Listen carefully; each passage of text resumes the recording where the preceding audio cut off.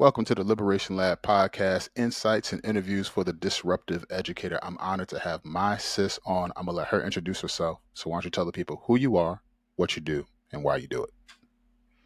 All right. My name is Kiesha Garrison, and my profession is I'm a professional host and MC. I do event leading and lead conversations that help drive professional, personal, and societal shifts for the positive, in our society. So those are the types of things I do. I have hosted many large scale events, lots of community events, and interviewed countless community, business, educational leaders. So that's my main profession, but I'm also a multidisciplinary artist, and I am a person who seeks to work on projects that improve outcomes for people that I care about, and oftentimes that's Black folks and Black women and girls. Uh, I'll share my current project. It's called Hey Black Seattle. I'm building an information hub to support Black people in our area to find the Mm, Black cultural experiences and community connections that they need to thrive while living in the Pacific Northwest. I love it. Yeah. I love it. Um, my put all my cards on the table to start us off. This whole season again has been focused on healing and humanity. And before I hit record, we were talking about just how either it's been systematically removed or allowed to wither away in our schools.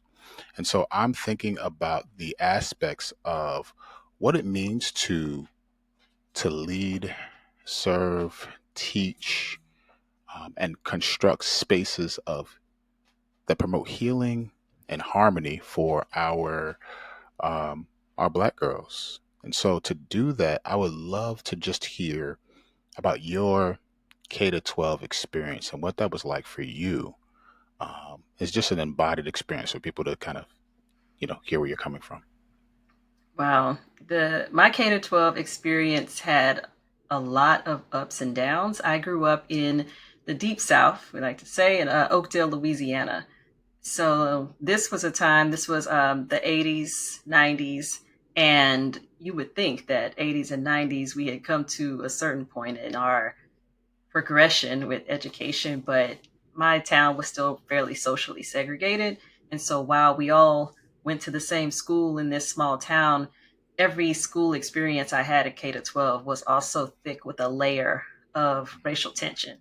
Mm, So some of my earliest memories in elementary school are of teachers supporting really racist trauma for me as a child in that environment. Some of those memories are I remember a young boy, Bobby, didn't want to hold my hand. We were in kindergarten, lined up, and you're supposed to pair up as buddies. And I remember the teacher saying to him that he didn't have to because he had said that his parents didn't want him to touch. Well, he went with the N word, but he was told he wasn't supposed to touch Black people. And in that hurtful moment for me as a child, I was not backed up. He was supported in his um, request to not have to touch a Black person. And so things like that, indignities like that, continued throughout elementary school. I had an English teacher, a grown woman, throw a binder across the room at me, and then um, once this was called to attention, she put on like a arm brace to make it seem like I had hit her. This was elementary school still. Like she cried and pretended that she was assaulted by me, and that this whole incident stemmed from something I had done. And so this type of like these things were very confusing to me as a young girl to yeah. not know why these things were happening to me. But at the same time, I was also very encouraged academically. There was always someone in the school, whether it was another Black person or another woman or there was always someone, whether it's a coach, who was just like, we see what you're capable of, and we want to push you to excellence. And my mother was very big on education, and so I wasn't allowed to make grades lower than an A. And I Mm, say allowed, meaning like I would get in trouble. I had a very yeah. extreme level of push towards you need to be excellent because the other path has things you don't want in it. And so I'm going to overcorrect and like make sure you stay on this path. So I was very hyper focused on being excellent academically, existing inside of an environment that actively worked against that excellence, because they didn't want to see it, Yeah. and grappling with all of that without really full understanding of why it was all happening. At the time of this recording, uh, I could hear people say like, "Wow, that was horrible that you went through that," and always we have a recency bias, right? Where we want to say, "Well, things are better now because we're moving in a more quote unquote progressive way." And at the time of this recording in Florida, a few days ago, black students were called by name, gone down, asked to go down to the auditorium to sit down at a presentation. And in this presentation, they stated uh, that we're supposed to be at 41% proficiency, or with our black students, and y'all are failing. And if you don't get these grades right, you will end up shot or in jail. Mm. This is what they thought was a good idea to encourage, to raise the standard of excellence. We care about the progress of all students, and therefore we called all the black ones. And um, there's a young girl who was allowed to be interviewed by Fox 35 in Florida, and she's a fourth grader, and she has straight A's. Yet and still, she was called down to sit in front of this auditorium to be talked to about how she had done, how they had done on the test. And so it lets you know that it has nothing to do with grades, performance, or desire for excellence. It has everything to do with anti blackness. And so when I hear your story, and thank you for sharing so vulnerably and bravely, I think we haven't moved the needle much. That this is still a reality for so many in our schools. Yeah. And there's a sense of frustration. I would love for you to chime in because I think, I know many things, but I do not know what it's like to be a black woman. Yeah. And so I, when you hear those accounts, what do you think? I think about how, to your point, you said that people think that maybe we've gotten to a certain place because, oh, they'll see, well, we had Michelle Obama and Kamala Harris, or like you can point to a whole bunch of successful Black women or Black women who've achieved certain things. And you think, well, look at where we've gotten. Isn't it great? But all of the ills of the country or the world, you can still see them present.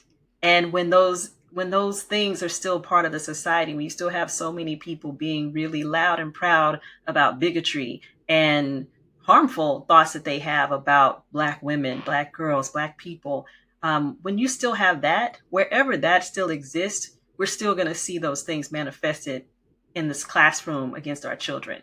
They're Right. not, it's not like a special protective zone where once everybody walks through the classroom doors or the school building doors, now we have this utopia where education is the primary thing. All of those Yeah. people are bringing in all the same biases that you see in the comment section when Shakari Richardson breathes a word, and then you see the vitriol towards her being a proud, loud Black woman who's not backing down. You can see what the comment section says. Well, the comment section people, they Mm. exist in every space that our children occupy. And Yeah. so they also have they're the guidance counselor at the school telling your kid what their possibilities are. And Talk so about it. when the same person who is expressing those things in public meets a girl who reminds them of Shakari in the classroom, what do you think they're going to do? Mm. So as Mm. long as it's still here in our here with us in society, it's with our kids in school. You know, the the piece about forgetting the reality that people who type those things online exist in real life. I think sometimes we forget.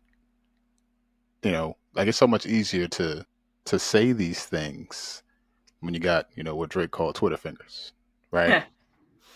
And so you do all those things online, but it's not like that ideology goes away once you swipe up and close the app, right? You you see uh all those things enacted in our world. I remember, to your point, I got accepted to college. I was going to be the first one in my family, first generation, to go to college. And I shared with my guidance counselor, like, I got accepted here and I'm about to go here. Now, it was the cheapest school in Jersey at the time, and it was still a quality education for what I was going to do. And I was proud. And she almost acted like it was a disappointment and all of these things. And I think about that to this day. I think about, and I've shared this before, but like being in sixth grade and being one of two black students, me and another black young girl in the honors classes, and being told that because I got B's and C's, a lot was going on, and then I buckled down, got A's and B's my last marking period, that I did not belong. This, she hand wrote this, like this was intentional. She wrote it and said, "You do not belong in the gifted and talented program." And those words Wow. haunted me for Wow. years, up until grad school, really. I never really Mm, felt like I was good enough. And mm. and so there are educators who are inevitably listening, who are, some may be doing this work already, trying to grapple with the anti-blackness that they might espouse to. Some of them who are dealing with the anti-blackness, I just want to put this out there, look like you and I. Absolutely. Um, and so we all have a part to play in this work. If you had to blank canvas, paint anew what a healing space, a welcoming space, a space of belonging could look like for black girls in schools, what are some of the things that you would want included in this canvas that you're constructing? If I had the blank space, it would look so different Yeah. from what we're experiencing, even just from the structure of the days. And, Mm, some people might see what I think of as a healing space and a learning environment as chaos, but the I would remove a lot of the replication of just the order that students have to adhere to. I think that there are some things that happen inside of schools that feel like unnatural to the yeah. body. So if we starting really early in the morning, as a young black girl, I would like to come in and start with some sort of like mental and spiritual alignment for myself, some sort of like calibrating of my soul to my body, all the things that we're about to do. Mm, Because to just come in after the hustle and bustle of getting ready to go to school, shuttling to a place, and then getting plopped into this, okay, and now be orderly, and now don't mm, move, and mm, now go from here to there without question. Now you need to ask when you need to go to the bathroom. I think that there is just a basic like restructuring of what human needs need to be handled in a day. And that also includes our physical, spiritual, and mental needs outside of what information are we stuffing into the children and the young people. yeah. So there is first an acknowledgement that I am a soul with actual body that has needs, and I've probably experienced some things at home that I also need to like get clear about before we move forward with the day. Yeah. Yeah. And I think, to your point, that we have to do a better job of how we pathologize black and brown folk, particularly black folk, particularly black women, right? The adultification of black women, black girls in schools, right? We don't let girls be girls. No. We have expectations, demands. We say how they should show up. We want silent and compliant. We don't want opinionated. We don't want uh, any sense of strength or determination, because we've allowed capitalism, patriarchy, misogyny to construct in our minds how a woman should show up. Yes. And no one, even those who are having this conversation, are exempt for how we either align and comply or how we show up and resist. Mm-hmm. I see it with my daughter. My daughter is, I'm not going to take no for an answer. She is, I am going to figure out a way to make this work. I am go and these are all qualities that she is going to need in the world that she is going to, like the world that is not made Mm-hmm. for her. Exactly. I, as a father, have a responsibility to steward this gift that is my daughter. And if I allow the things that have harmed yourself, that stand up against our black girls in schools to happen to my daughter, then I'm only playing the part, right, of misogyny, of anti blackness that exists in our world. And so I steward the gift that is my daughter. But if you don't have that history, if you don't have that understanding, then literally, like a part in a play, you can be taken out, somebody else can be put in, and it continues to run. Yes, yes. Let's say that a teacher's listening to you and says, well, wait a minute, I love black people. I have 5 black friends. Of course Uh, you do. and all the things that we like to say, oh, well, I don't see color, all the things, all the defense mechanisms that come up. How can they be made aware, if you will, of the ways in which they might espouse these beliefs? Yeah. It's it's so common, this whole notion of like I'm a good person and I Yeah. mean well, by the people that I encounter. But the truth is, if you don't have any understanding or education about what what the black girl or the black woman's experience of the world is, you don't even know how to be kind, where to apply extra kindness when needed, where to apply extra grace when needed, you can't know where the spots are to even address the needs if you haven't taken time to understand the needs. So there's going to be some need for intentional, like, reading, intentional listening. Actually, don't just speak for or speak about. How often do you even speak with a black girl? Yeah. What conversations are you having about the ideas that you come up with in your head? Do you actually talk to a black girl or some representation of them to find out how would this affect you? How would this actually show up in your day if we did this, or if I did this, or I made this policy decision, or this? Like, do you actually speak with the people that you seek to help to even understand today's impact? Because you could watch a whole bunch of documentaries too, but they ain't going to tell you about what is happening for the young people with social media and the things that they're Mhm. facing today. So Yeah. I would say be open to actually hearing the voices and listening to the people that you think you're helping, Yeah. because your areas that you have ignorance around could end up leading you to cause harm with the help that you're trying to insert in. So agree. It resonates so deeply because of the ways in which, you know um, one of my core convictions as a educator, as a person, is that of restorative practices.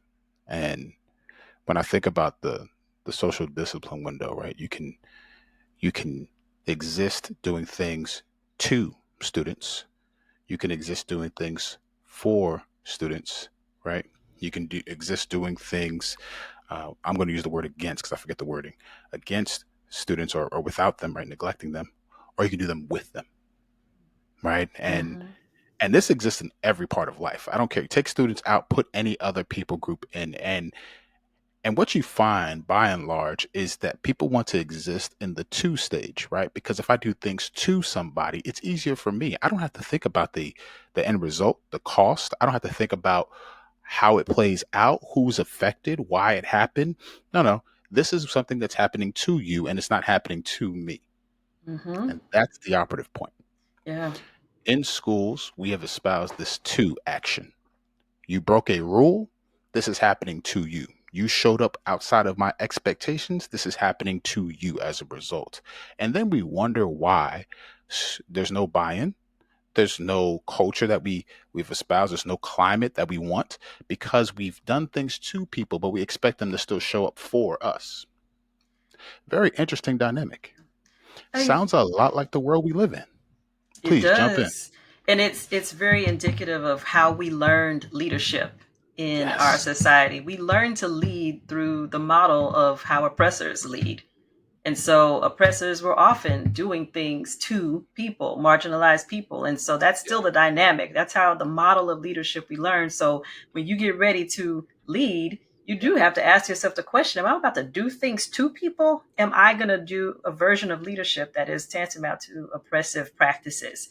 Yeah. Like, how we imagine our roles, how we can imagine what can be, has been shaped for us by what we saw.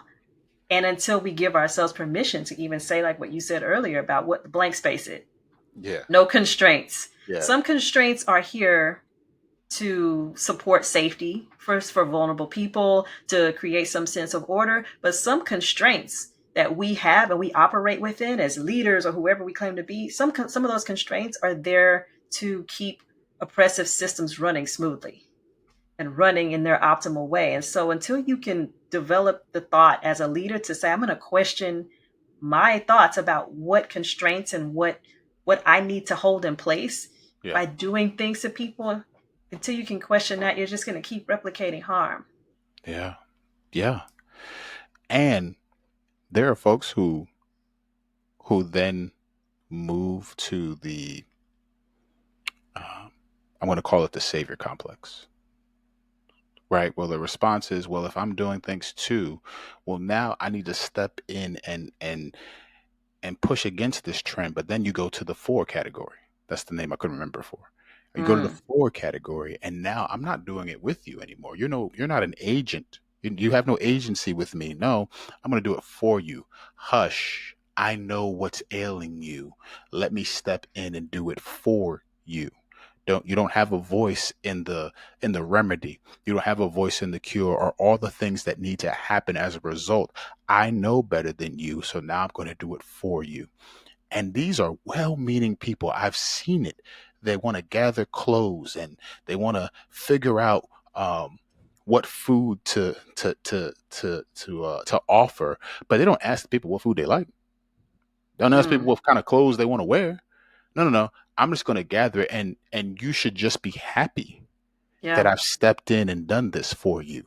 And so Mm-hmm. when you step into that lane and do things for, what kind of harm, what what kind of things might that person not realize that they're doing towards, and I'm going to specifically Yeah. center black girls. What are they doing in that instance?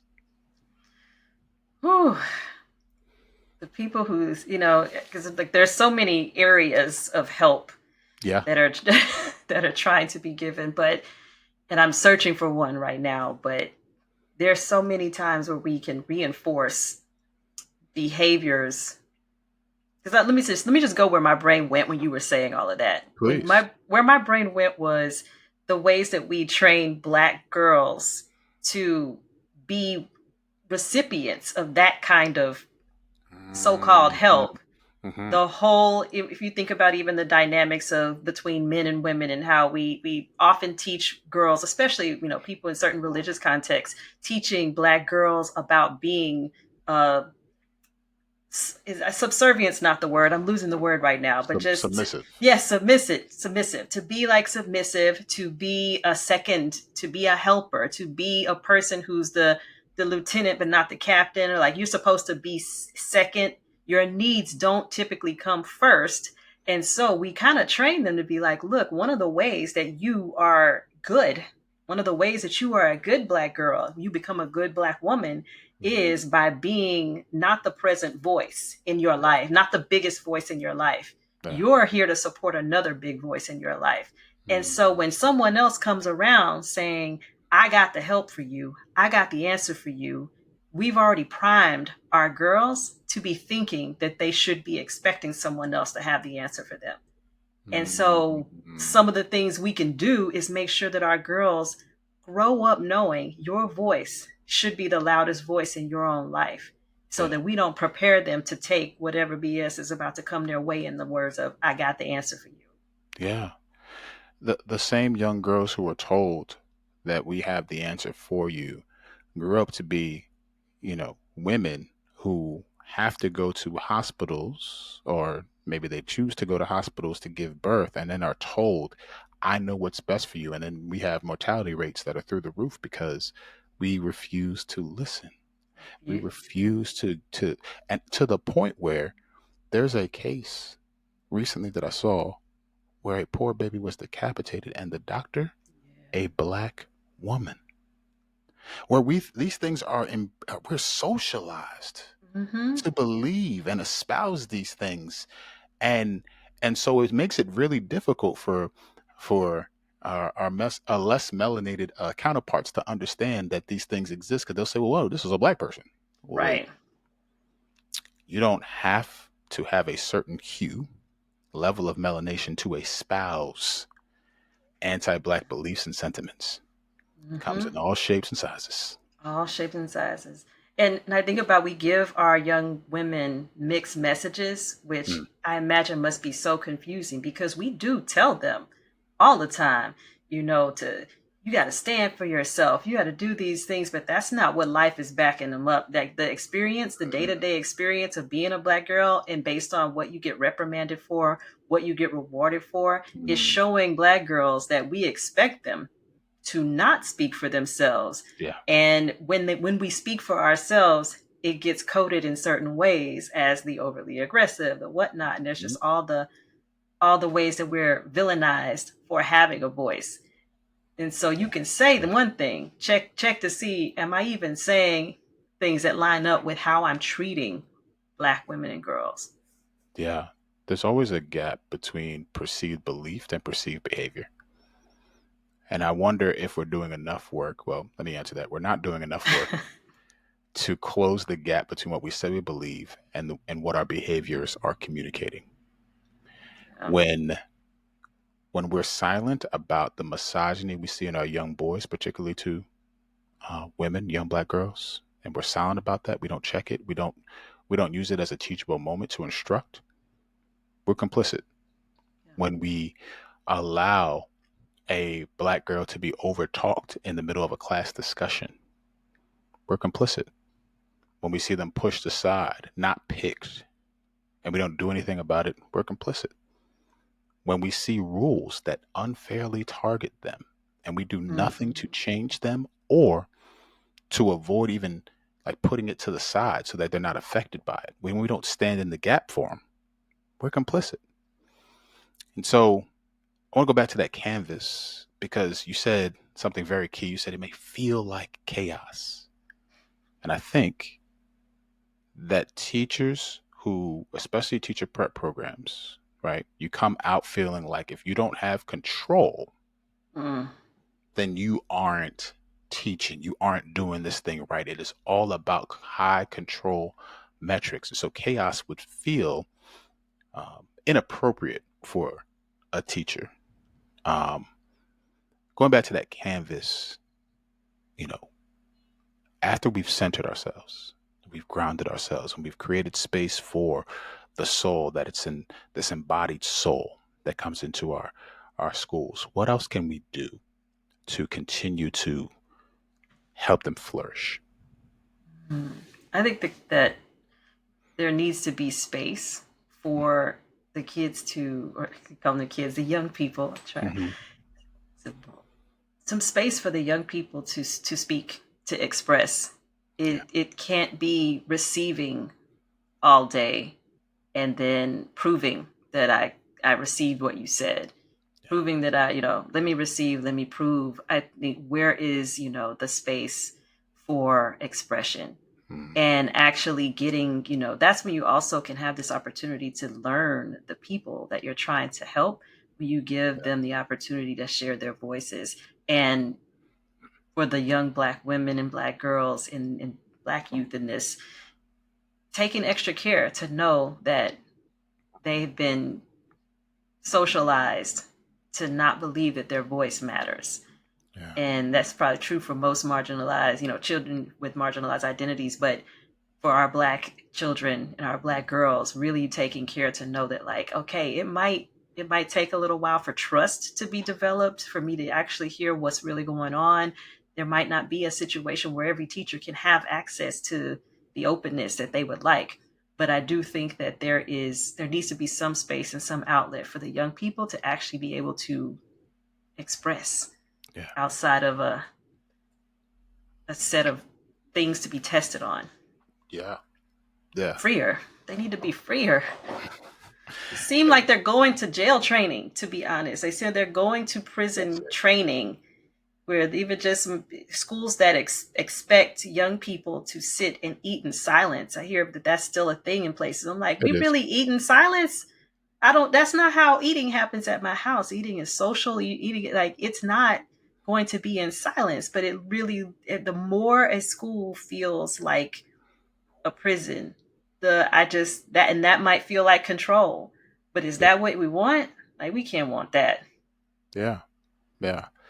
And to think that we would rip apart someone's cultural understandings for our preferences. I'd rather them be silent, seated, than them to be expressive. Because what happens if they're expressive? What happens? What if we allowed them space to be? What would happen? And there's always this embedded, not only distrust, but like, I'm going to go back to deficit ideology that says if we allow them space, they're going to do this. Whatever Yeah, there's this is, fear. yes, it is this fear that is underlying the foundation from which we must control the black body. I think Yeah. about when I came into teaching, I was handed a book called Teach Like a Champion.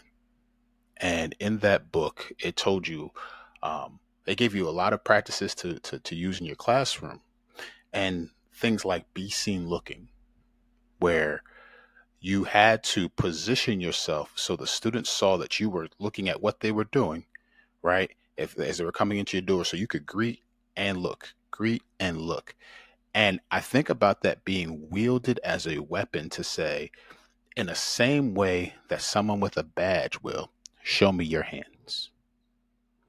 Show me your hands. Show me, like, put your hands where I can see them. Are they on Mm. the pencil? Are they on the gun? Mm. Right? All of these things happen because of an embedded fear. And if I don't control that thing, then my fear goes unchecked and it's going to be me or you. And that's why these things are done to and not with. Yeah. I think that's such a big, big question for people who are creating space. Like, is what I'm ideating based in fear, or is it based in love Hmm. and a true desire to nurture this human being towards their best expression of themselves or their best outcome for their life?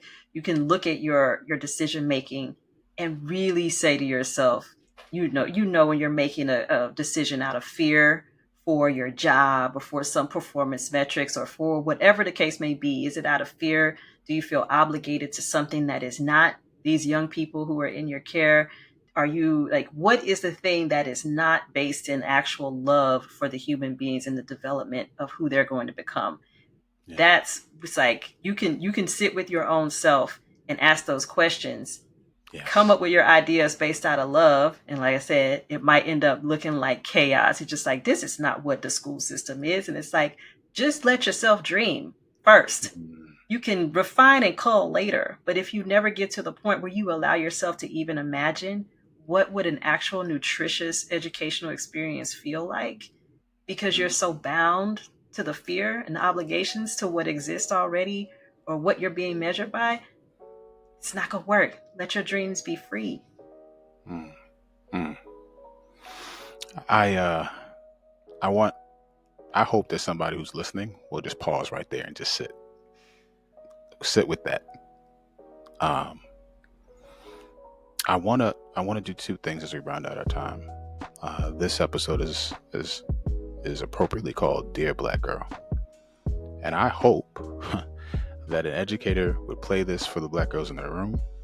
Uh, that that our black staff at all levels would play this for their sons and for their daughters to hear. But if we're writing a letter to the black girls in our schools, what are some things that you would want them to know? Dear black girl, what would you say after that? Dear Black girl, your desire for safety, for love, for whatever dream you're carrying in your heart, it's valid. Hmm. It's valid and it matters and it's important. You're going to face a lot that comes from outside in the world, perhaps in your family, in your community. That's going to give you an idea that your safety, your desires, your interests don't matter. but they do. Mm. They do. And I also, dear Black girl, want to say to you, for every time that you have to overdo something because you're overcompensating for unfairness in the world, Mm. I wish you didn't have to do that. And I'm sorry that that's your reality. I'm sorry that that's our reality. And I wish I could hug you right now, Black girl. I deeply appreciate those words, and hope I hope that even the Black girl within the Black women listening can hear that and know that they are valued, that somewhere in these yet to be United States, that there are people that value them, love them, and appreciate them. Dear Black girl, you are enough. Dear Black girl, you will change the world. How can folks connect with you, Kiesha? How can folks support your work and just connect with all that you're doing? All right. You can find out about most things I do at KieshaGarrison.com. That's where you can see my work as a speaker. I didn't mention my podcast, You Better, which is all about personal discovery and personal empowerment. You can check that out there. Or you can go to HeyBlackSeattle.com to see what I'm up to for my community locally where I live. For everybody listening, please, we would get up from this podcast to not do anything different if you hear a podcast entitled Dear Black Girl and you don't support the one that's on the podcast. So please tap into her work, follow her on social media, and allow for her to feel the support of a loving community. Till next time, y'all, let's keep pushing.